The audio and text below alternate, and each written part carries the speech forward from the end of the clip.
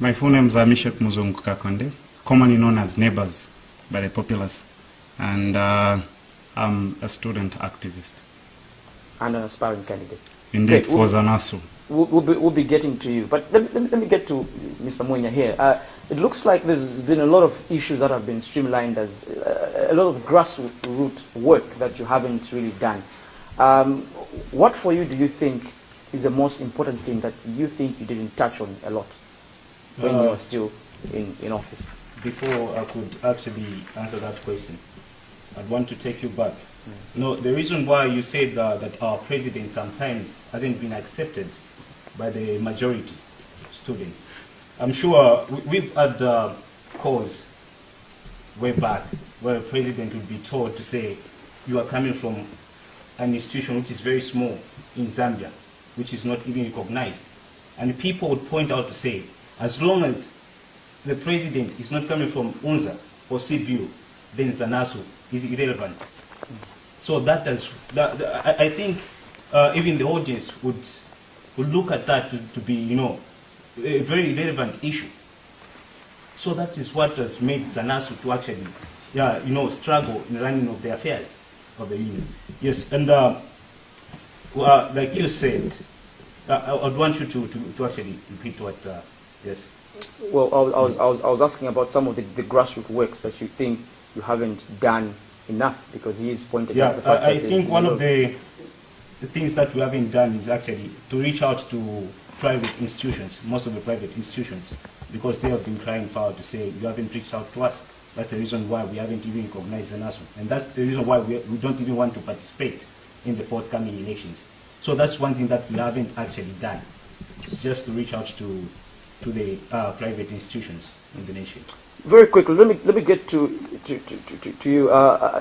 Looks like there's been schools that have pulled out of this election. How many schools are participating in this election? So far, like the outgoing Treasurer General, and in collaboration with the SG, will be able to give a full report on how many institutions have paid the participation fee and how many schools are going to come. So far, pulling out of this election. Okay, first of all, let me say this. So far, we have got more than 15 institutions, higher learning institutions, that are coming at this year's ZANASU elections. And maybe to make things clear, it didn't say as institutions have pulled out, it meant some institutions have not been participating. But this year is a different case, because we are seeing student leaders as far as Libes, Livingstone Institute of Business Studies, coming through for this year's elections.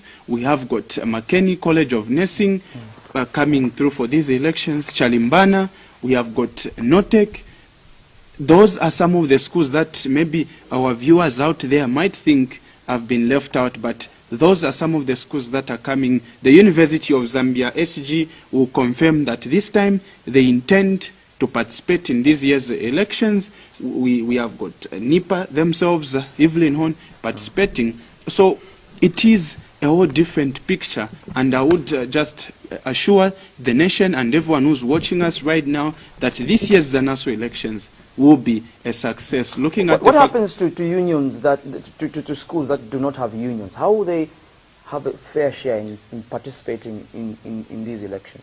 Okay, as the Electoral Commission, we are working hand in hand with the outgoing executive, where we have told them to say, as outgoing executive, make sure that you notify these learning institutions, and those institutions that have been affected in this case is Mulungushi University, the Copperbelt University, and the University of Zambia.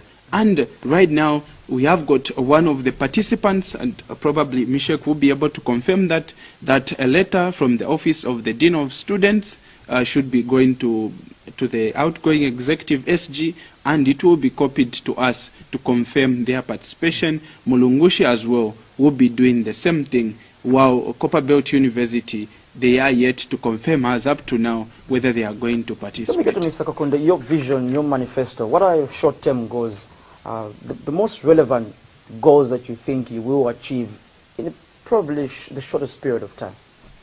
I think one of the short-term goals that I intend to achieve as ZANASU president is depoliticizing ZANASU.